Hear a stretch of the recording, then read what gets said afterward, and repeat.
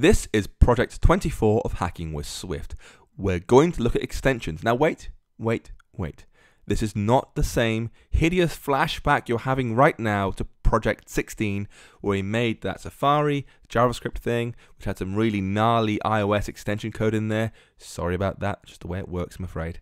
This is a different kind of extension entirely. These are Swift extensions, literally extending the language itself so it can do more things.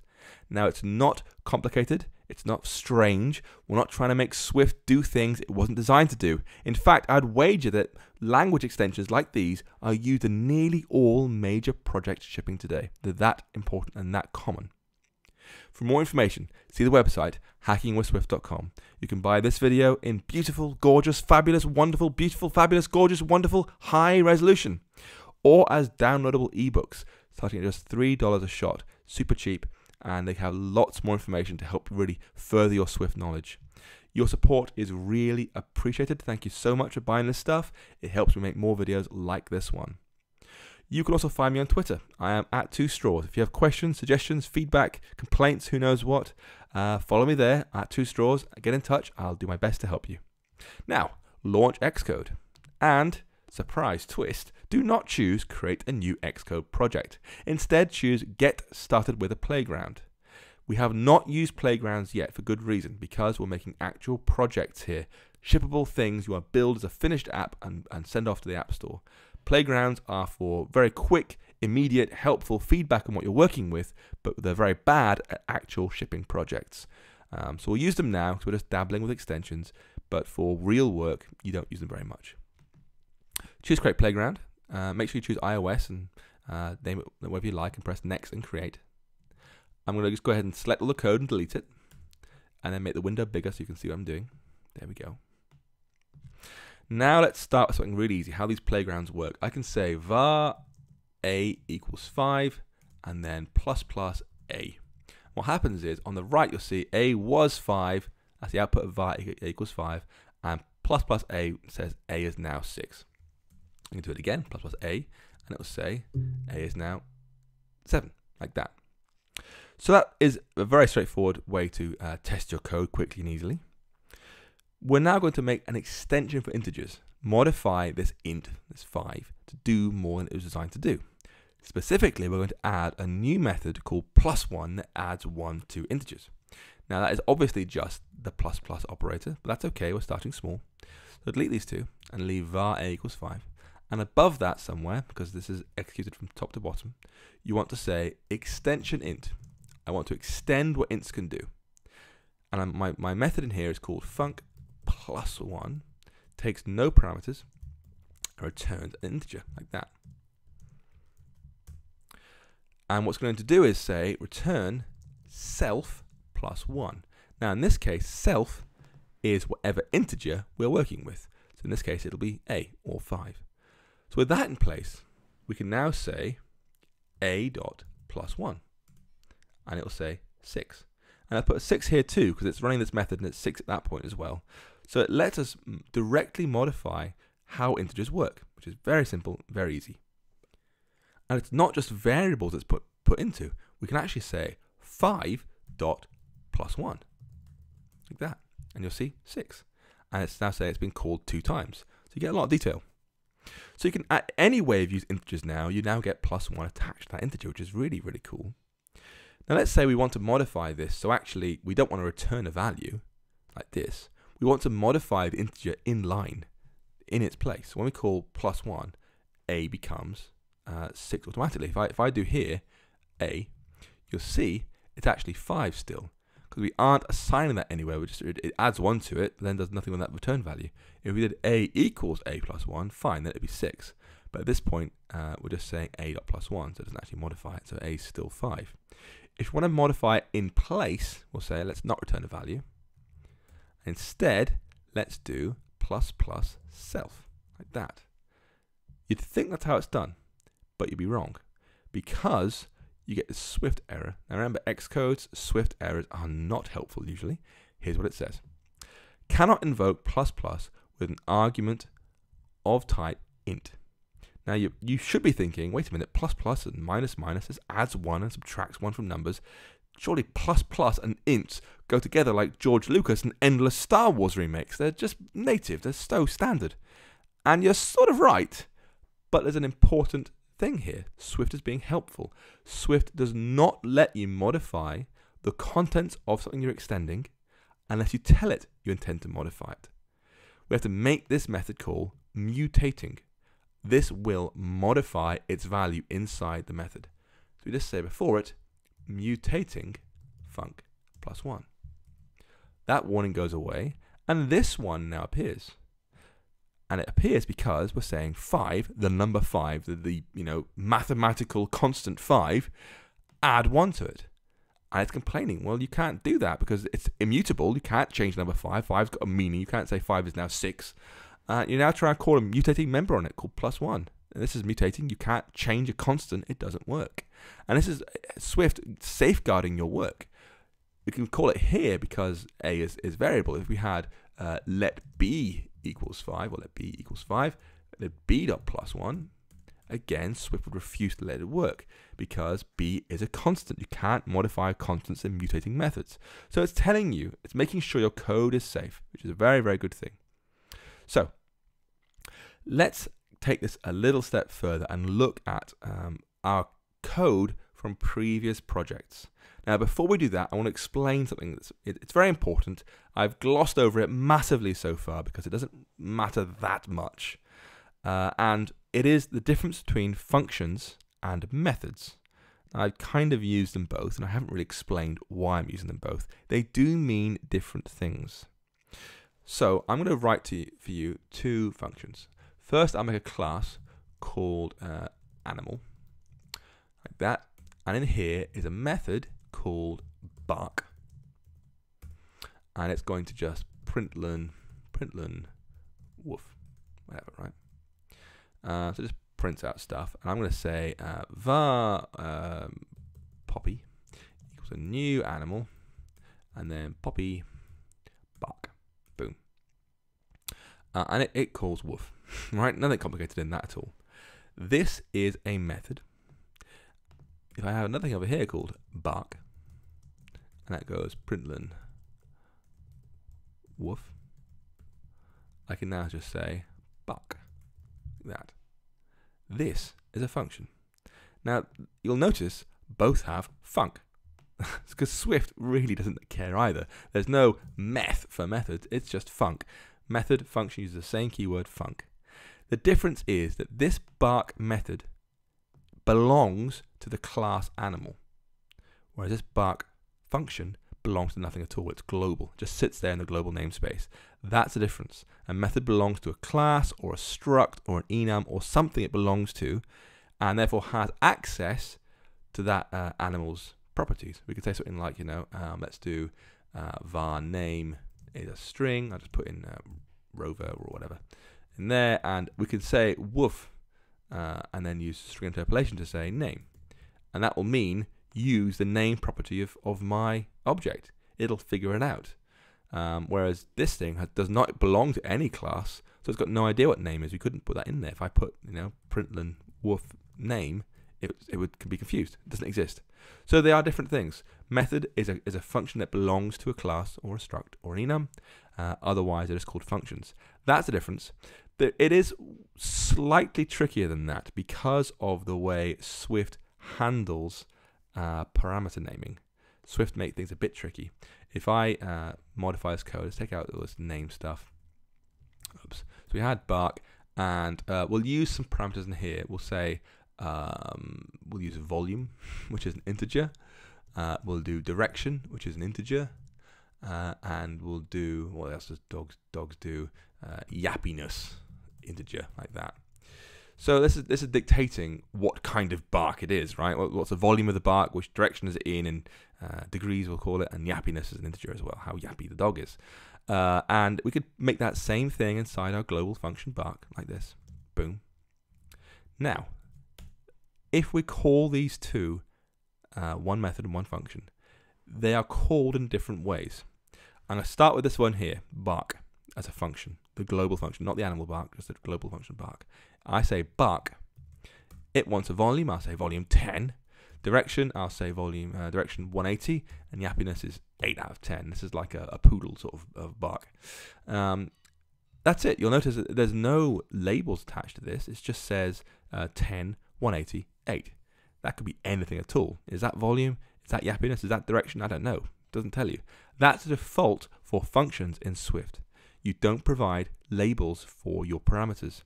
If I were to say var poppy equals animal, and then poppy.bark, you'll see the first parameter has no label, so it won't say 10.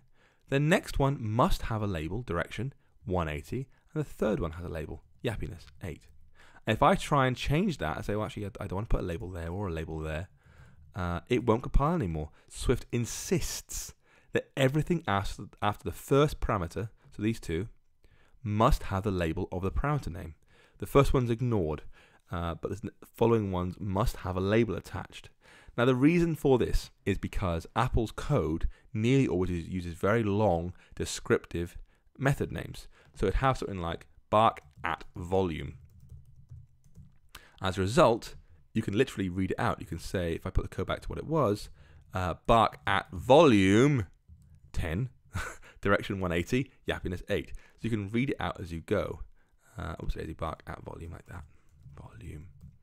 So it's designed to make your methods readable out loud to make sense. So poppy, bark at volume 10, direction 180, yappiness 8. So that's why the first parameter has no label name and the rest do. This is, of course, confusing because which one's a function, which one's a method, do you care or not?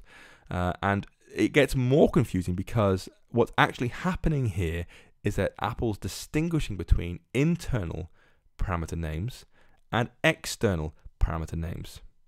This is where it gets confusing. So first up, functions, they have no names by default. So you see it's bark 10, 188, easy, boom. And methods here, like this, the second and third and fourth and fifth and 50th however many parameters you have internal and external parameter names are the same thing. What that means is inside here you can reference direction. You can say, println my yappiness is string interpolation yappiness, like that, boom. You can reference it directly in there like that. That is because we pass it in saying yappiness, in it comes, and it's referenced inside the method as yappiness. So the external name, yappiness, and the internal name, yappiness, is the same thing. Yappiness is a silly word. It's not even a real word, I bet. You're probably on the thesaurus or dictionary.com right now proving me wrong. Yappiness is a word, damn it. So there's the name for it being used externally and the name being used for it internal to the method are the same, yappiness. That is what Swift's doing for us with method names, which is very simple. What you can do, and we have done in the past in the Whack-A-Penguin game, is modify this to force parameter names. So we had something like, we had a show method which took a hide time, and we used the hash symbol, the octothorpe, the pound sign, like this. We said pound sign parameter name, and now that means you must specify the label volume. So I can say volume like that, 10, and that works again. So by default, Swift is saying, don't worry about an external parameter name, don't worry about it at all, but the internal one's volume. With the pound sign, the octothorpe, the hash symbol, that means force this to have the external parameter name, same as the internal parameter name, like the other parameters do for this method call. And you can use that inside functions as well. You can say func bark volume, and then direction. I'll put another symbol in there, and then one for yappiness too. So now I can no longer say bark 10, 188. I must do bark volume 10, and then direction 180, then yappiness 8. That. There is one more confusing thing, which we have looked at briefly. I'm going to go into a bit more detail now. What if you want to have a different parameter name externally than for internally? And this is, for example, used in things like cell for row index path for table views, because you don't want cell for row index path to be used inside your methods. That'd be silly. But you do want it to be used externally because it's the right helpful thing to call. And that's done simply by specifying two things. You can say bark at volume volume, then in direction with yappiness, like that. So it looks confusing. So we've got at volume, in direction with yappiness. And now if I call bark, you'll see I specify at volume. So I'll say 10, direction 180, yappiness 8. So the external names are now at volume, in direction with yappiness. The internal names are still volume, direction, yappiness. So you can specify 2 if you want to. So you have 3 options. Nothing, just leave it as it is, blank like that. And that's where it varies between methods and functions. You can specify the pound sign, the hash symbol, the octothorpe like this, which means force this external name to be the same as the internal name. That's the same for parameters and functions. Or you can specify 2. You must provide external, internal like that.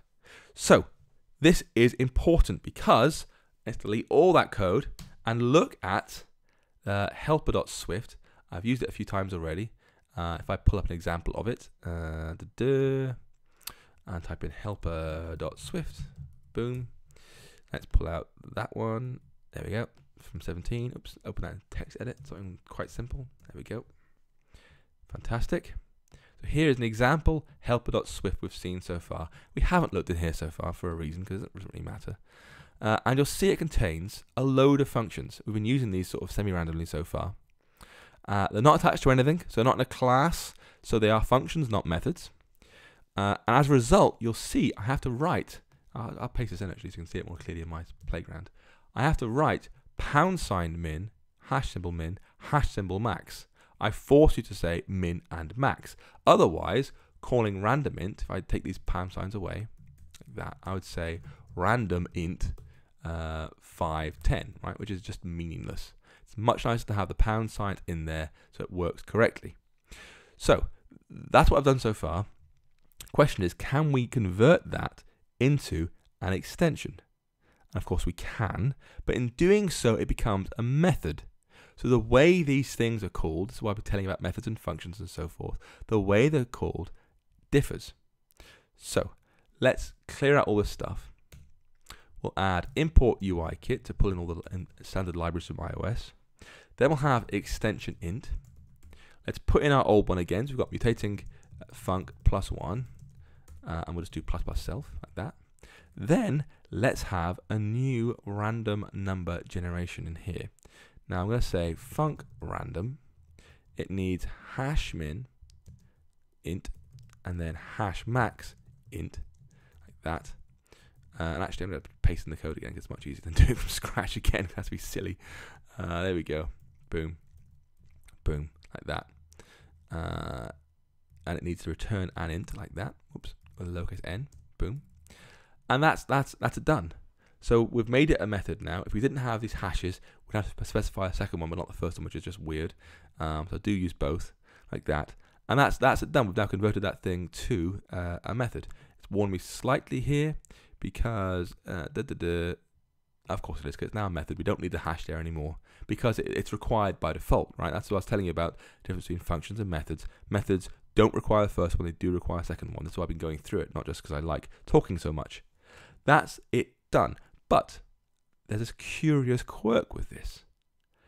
I can say var a equals 5 and then a.random, random, min 10, max 20. Notice, by the way, the method's called random, not random int, because it's an extension on int. It can only exist on ints. It must be for integers, so random's perfectly fine. Why do you think it's calling random, which gives the new number, on a? It has nothing to do with a. A happens to be an int.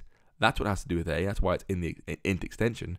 But it generates a new number and puts it in as a new variable. Let's make it a constant called b. So b17. You know, it's nothing to do with a. And this is because we've made this function, this method here, this func, an extension on integers that exist, like 5 or like a or b in this case as well. They exist on actual instances of integers. What we want to do is say, make this exist across the board without reference to a specific integer. And that's done using a new keyword called static. Static. And what that means, now you see there's a warning down, an error down here, sorry. A hasn't got a random anymore. Instead, int has. The whole struct type int has a random method which generates a new integer and puts it into B. And that's what it should look like, because random applies to all integers ever, not just A in specific or any exact instance of A. And that's what it's doing. Static works across the whole group of stuff.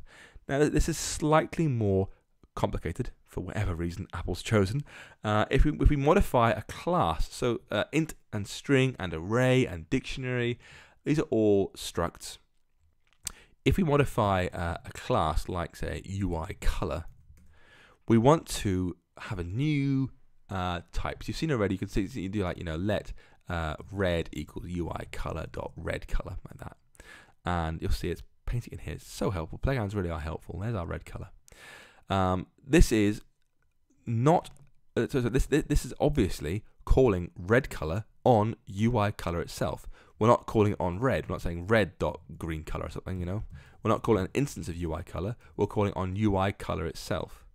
This is another static method. So we'll make a new one. We'll say static func chartreuse color. Chartreuse color returns a UI color. Like that. And we'll return a UI color, which is, you ready for this? You need red 0.875, green 1, blue 0, alpha 1. Look at that, gorgeous. And then we'll say let chartreuse equals UI color dot chartreuse color, like that. Brilliant. Now, there is an error. And it's an error that I'm sure is a perfectly good reason for it in Swift, but I have no idea what it is. And it comes down to the fact that UI color is a class and int is a struct, which means you cannot use, for whatever reason, the static keyword. You must instead use the class keyword. That's it. That's the only difference. You change static for class and boom, it works. So just write static always, and then if it complains, use class instead. Yeah, that's it, of course, if you don't know the difference between which one objects are structs and which are classes. So if you get it wrong, Xcode will warn you like that. You must change from static to class, otherwise the code is identical. And there is our gorgeous sort of vomity chartreuse color. So these are how extensions work. We've now converted our random int function into a random extension method. And these are extremely common because they make your code shorter and easier to understand, and they can help you isolate functionality. Now you may think things like subclassing, because subclassing does something very similar. You could say I've got a class called UI special button, which subclasses UI button, which adds tons of great methods. You can totally do that. You can add methods to classes like that by subclassing them, and that's perfectly fine. But the problem is, what if you want to pull in some functionality from someone else who's also modified UI button, and someone else who's modified UI button, and someone else, and someone else, and someone else, and someone else. There's tons of extensions, and that's the magic of extensions. Extensions can have, a little bit of code here in one file, a little bit of code, different file, different file, different file, different file. 10 different extensions can modify UI button simultaneously, adding their own bits of functionality. Whereas subclassing, you have to subclass UI button to special button, and that's where it ends. You can obviously subclass again and again and again, but it gets very, very messy compared to extensions. We've been using again and again and again the array plus shuffling class method, and that's an extension. We just pull in the file in our games and use it straight away. There's no subclassing required. It actually modifies the classes in line rather than to subclass for you, which makes your life so much easier. So what you'll find is people use extensions to make libraries of stuff. They might modify extensions. They'll say something like, I want to take all this code and I want to extend UI view, and I want UI view to have a special new func called fade out over a duration, NS time interval, which is just double with a fancy name. And this thing is going to automatically call UI view and the duration, that duration, and then animate my view. So self.alpha equals 0. Yeah. And that's what they've done. They've basically just added a fade out method because it saves them writing the code again and again and again. They can now just do, let foo equals UI view, foo.fadeout, boom, over 5 seconds. So it makes their life easier to read and write, which is a fantastic difference. And of course, fading out is trivial, but what if you had something like a, spin around and fade out, whatever it happens to be? You could just put an extension and forget about it. At the same time, pulling on everyone else's extensions to make UI view extremely powerful. It's also good for brevity, i.e. making things shorter. The canonical example of RSI generation inside Apple's code is trimming strings. So if you had var foo equals my string is this text right here, hello world, and you want to make sure it has no white space either side. So there's white space here and there's some white space over here, and you want to trim it out. You would say something like var trimmed equals, you ready for this, foo dot string by trimming characters and set ns character set dot white space and new line character set. I mean, it's just appalling, the length of that line of code. You might think, actually, I refuse to type that again and again and again. My time is worth much more than all those letters. I'm going to write extension string mutating func trim like that. And then here I say self equals. I'll just copy all this stuff like in here. It's much easier than write it again. Boom, like that. Trim the thing in line. So I can now just do foo.trim. And that just does exactly the same thing with much less code. As you can see, it's trimmed it here. Much nicer. Now, if you want to see what serious Swift extensions look like, look up xSwift, EX-Swift. It's on GitHub. This is full of remarkable extensions to many Swift data types, and it's very powerful. There are many more out there, but start with that one. That's a particularly good Swift one. Have a look, see what you think. Keep in mind that it is a good idea, as you saw with the array plus shuffling.swift, to keep your extensions logically grouped so you can copy and paste the files around as needed and share them with other people, as opposed to dumping them all in one big thing called, Swift plus additions.swift or something like that. You will find that very commonly because, let's face it, we're all on a deadline. We're working for a company. They're not paying you to write and rewrite and clean up and make your code beautiful. They want code that ships. So you do the best you can under deadlines, but it is best practice to keep your extensions isolated neatly by file. And that's the end of the project. You've seen us extend string, UI color, a bit of UI view stuff. We did integers, we did mutating stuff. It's very simple, but it's extremely powerful, and you should use it. It makes your life so much easier in terms of code reuse. And by all means, get onto Google, get onto GitHub, and find some brilliant extensions. They can do so much work for you, particularly arrays. Swift arrays are sad little horrors compared to NS array, the old school Objective-C array stuff. They can do so much more work for you, and people have filled in the gaps for you online by writing Swift extensions for arrays that do much more powerful stuff and make your code much easier to read, just like NS array always did. And I'm sure Swift will get there sooner or later, but you can find it online, have a good look, and start using them because they are excellent. For more information, see the website hackingwithswift.com. There you can buy this video and all the videos in high resolution or as downloadable ebooks for your Kindle and so forth. Starting at just $3 a pop, by the way, super cheap.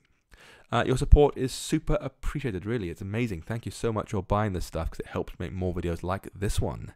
You'll also find me on Twitter. I am @2straws. If you have questions, complaints, suggestions, feedback, hate mail and so forth, get in touch. Follow me there. I'd love to hear from you.